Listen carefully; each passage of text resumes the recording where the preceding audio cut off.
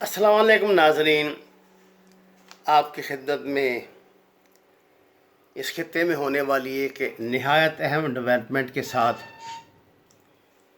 جو بظاہر تو آپ کو شاید روٹین کی کارروائی لگے، لیکن صورتحال بڑی ہی خطرناک ہے۔ آپ کو علم ہونا چاہیے کہ آج انڈیا نے الزام لگایا ہے کہ لداخ بارڈر سے چائنا ان کے 6 جوانوں کو اغوا کر کے لے گئے ہیں چائنیز۔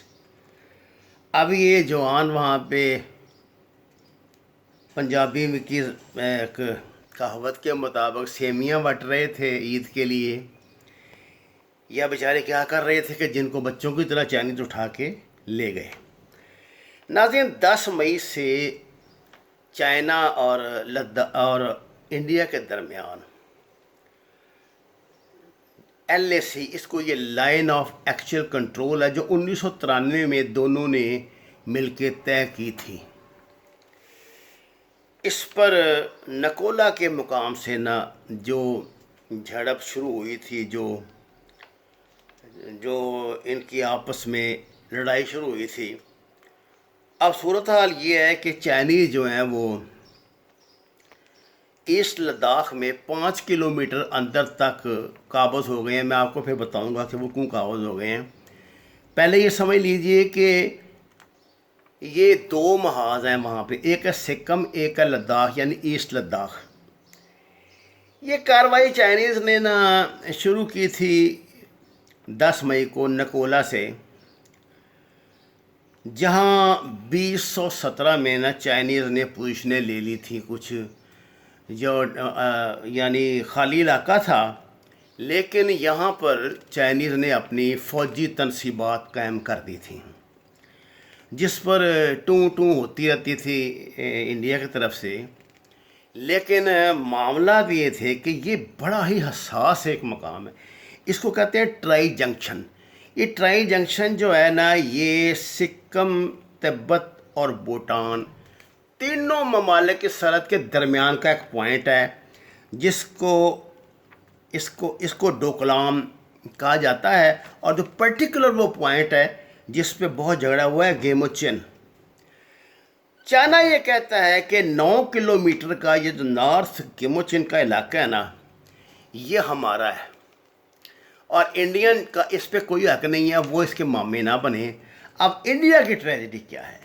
انڈیا نے آپ کو پتا ہے بھوٹان پہ زبردستی قبضہ کیا ہوا ہے۔ بھوٹان میں 12,000 انڈین ٹروپس جو ہے انہوں نے اپنا ایک ہیڈ کوارٹر بنایا ہوا ہے۔ جب بھی یہ بھوٹان میں رہتے ہیں، ان کا ٹریننگ سینٹر بھی ہے ان کے ماؤنٹین ڈویژنوں کا، اور یہ جب بھی اس محاذ پہ ضرورت پڑتی ہے تو یہ 12,000 جو ٹروپس وہاں بیٹھا ہوا بھوٹان میں، وہ نکل کے تو ادھر آتا ہے انڈیا کی حفاظت کے لیے۔ چائنا کا بالکل جائز کلیم ہے۔ چائنا کہتا ہے کہ جی یہ جو ڈوکلام ہے یہ علاقہ ہے بھوٹان کا، اور بھوٹان سے ہم براہ راست مذاکرات کرنا چاہتے ہیں، تم مامے لگتے ہو، تمہارا کیا تعلق ہے اس علاقے سے؟ تم نے زبردستی اس پہ قبضہ کیا ہوا ہے، جبکہ ایکچولی یہ چین کا علاقہ ہے جو بھوٹان نے اپنے ساتھ شامل کیا ہوا ہے۔ اب جناب بھوٹان کی پوزیشن یہ ہے کہ بھوٹانی براہ راست چین سے بات نہیں کر سکتے، وہ اس کے انڈیا کے اثر میں ہے، وہ کس طرح بیچارے مطلب اتنا رسک لیں۔ اب چائنا یہ کہتے ہیں کہ جی ہم نے جو ہے وہ بھوٹان سے براہ راست بات کرنی ہے، تم مامونو بناؤ، نکلو یہاں سے، نکل جاؤ۔ اور اسی ایریا میں وہ ایڈوانس کر کے آگے گئے ہیں، 5 کلومیٹر تک انہوں نے قبضہ کیا ہوا ہے، اور وہ کہتے ہیں کہ 9 کلومیٹر جو ایریا یہ اس پہ ہم نے قبضہ کرنا ہے، کیونکہ یہ ہمارا ہے۔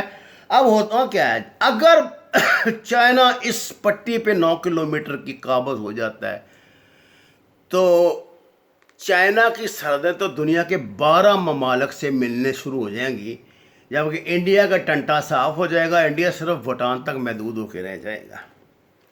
ظاہرہ بڑا گھاٹے کا سودا ہے۔ تو اس بات، اب یہاں تو یہ مختصر میں نے آپ کو یہ عرض کر دی ہے۔ اب میں آپ کو تھوڑا سا ایسٹ لداخ کا بتا دوں، جو بڑا ہی سینسیٹیو ہے معاملہ۔ آپ کو پتہ ہے کہ جب اگست 2019 میں انہوں نے یہ 370 ہٹا کے کشمیر کی جو پوزیشن تھی ختم کی تھی، اور اس کو 3 الگ الگ ڈومین بنائی تھی، لداخ اور جموں الگ، اور وادی کو الگ، کشمیر کو الگ، تو سب سے اسٹرانگ احتجاج چائنا کی طرف سے ہوا تھا۔ یہ کیوں ہوا تھا یہ میں آپ کو بتاتا ہوں۔ ایسٹ لداخ میں جو لائن آف ایکچوئل کنٹرول ہے نا جی، اس پہ 2 سینسیٹیو جگہ، ایک تو ہے کلمان ریور اور ایک ہے گینگم سو۔ کلمان ریور جو ہے وہ چائنا کے قبضے میں ہے، اور گینگم سو پر چائنا نے قبضہ کر لیا ہے۔ یہاں پہ 23 پوائنٹس پہ متنازع ایریاز ہیں، جن پہ انڈیا بھی کلیم کرتا ہے، چائنا بھی کلیم کرتا ہے، اور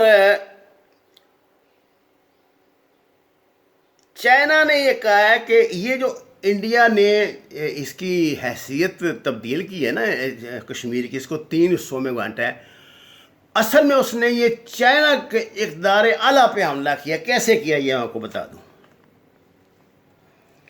چین کہتا ہے جی کہ میری انڈیا کے ساتھ صرف 2000 کلومیٹر سرحد ہے، انڈیا کہتا ہے جی نہیں، تمہاری 3488 کلومیٹر سرحد ہمارے ساتھ ملتی ہے۔ چائنا کہتا ہے کہ جو 1488 کلومیٹر ہے یہ میرا ایریا ہے، یہ تمہاری ساتھ کوئی سرحد نہیں ملتی اس کی۔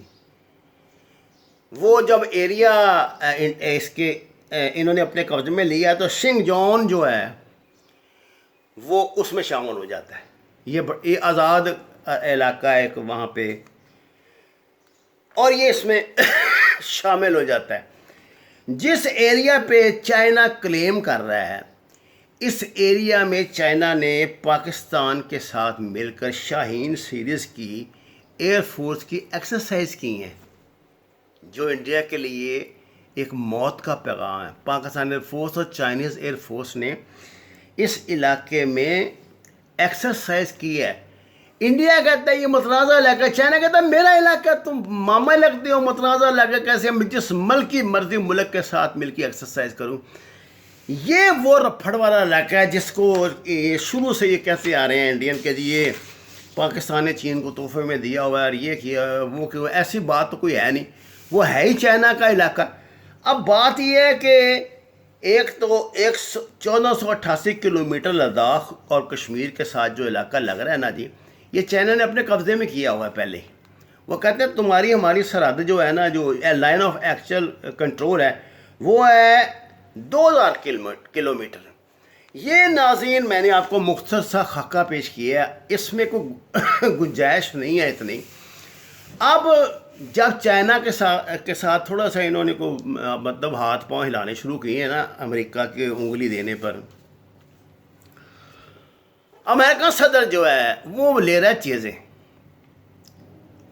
وہ یہ چاہتا ہے کہ کسی طرح انڈیا کی طرف سے نا کچھ ایسا کام کروا دے چائنا کو کہ چائنا ریئلائز کرے کہ ہر واقعی تو انہوں نے نیا پلوان بڑا تکڑا میرے خلاف کھڑا کر دیا ہے۔ لیکن وہ تو لکڑی کے پلوان بھی نہیں ہیں بیچارے، ان کی کیا اوقات ہے کہ وہ چائنا سے لڑیں گے یا کچھ کریں گے، چائنا ہی ان کو آگے رگڑا دیتا ہے، ان کو ہی کچھ کرتا ہے کچھ۔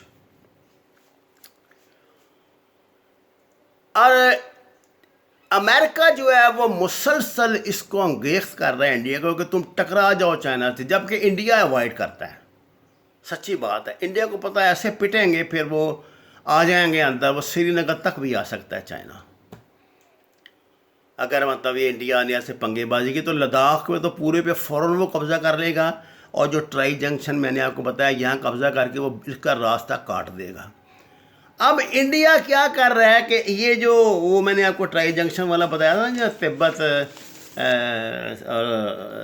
تبت بھوٹان اور سکم، یہ تینوں کو سرحدیں ملتی ہیں، یہاں پر انڈیا نے ایک رسائی لینے کے لیے نا ایک اوپر سے یعنی راستہ لینے کے لیے انہوں نے نیپال کے 35 دیہاتوں پہ قبضہ کیا اور وہاں پہ 2 سڑکیں بنا رہے ہیں، جس کے خلاف نیپال اتنا سیخ پا ہوا ہے، حالانکہ اتنا کمزور ملک ہے کہ وہ لوگ میدان میں نکل آئے ہیں اور انہوں نے اپنی فورسز کو سرحد پہ پہنچا دیا کہ ٹھیک ہے پھر اگر مطلب مرنا ہی ہے تو پھر ہم کسی ادا سے مریں گے، ایسے تمہیں اپنے علاقے پہ قبضہ نہیں کرنے دیں گے۔ اب امریکہ گیا پھنس، چائنا انڈیا گیا پھنس، امریکہ اسے مسلسل انگیز کر رہا ہے۔